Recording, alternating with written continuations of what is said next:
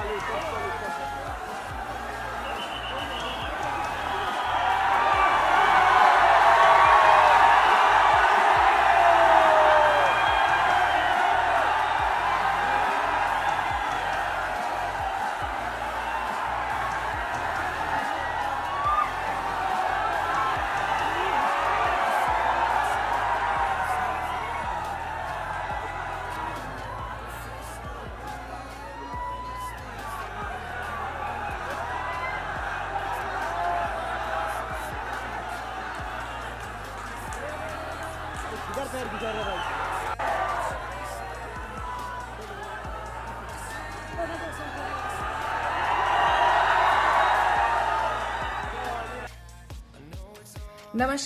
आप सभी को ईद मुबारक। आप सबकी दुआएं कबूल हो। May this be a happier and a peaceful world. God bless. Eid मुबारक। अस्सलाम वालेकुम, सभी को बहुत बहुत ईद की मुबारकबाद। ये रमज़ान का महीना बड़ा सिंपल था, ईद भी बड़ी सिंपल है। ईद मुबारक आप सभी को। ईद मुबारक सबको। दिल से दुआ। दिल से दुआ। अल्लाहु Akbar वलिल्लाहिल हम्द। Eid Mubarak, Eid Mubarak, Eid Mubarak. May God always bless you with peace, happiness and prosperity. Eid Mubarak, guys. Eid Mubarak. Eid Mubarak. Eid Mubarak, all of you.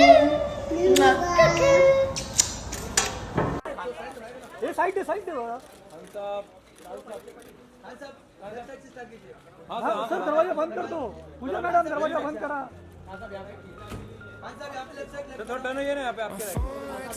Sir इधर देखा ही नहीं सर।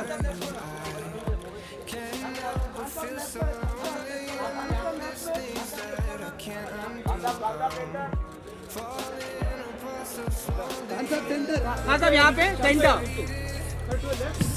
हाँ साहब सेंटर। सर ऐसे sir.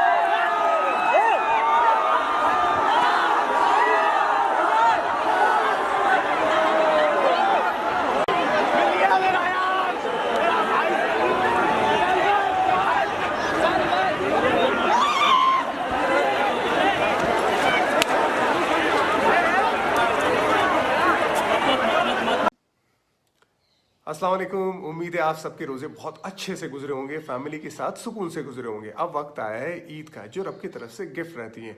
Lockdown का जमाना है, corona virus का जमाना है, भीड़ इकट्ठा करने को मना किया गया है, तो आप ईद की नमाज घर में पढ़ सकते हैं। ये बहुत ही एक्स्ट्रा ऑर्डिनरी सर्कमस्टांसेस है इस वजह से, लेकिन आप ईद की नमाज ना छोड़ें और घर में पढ़ें।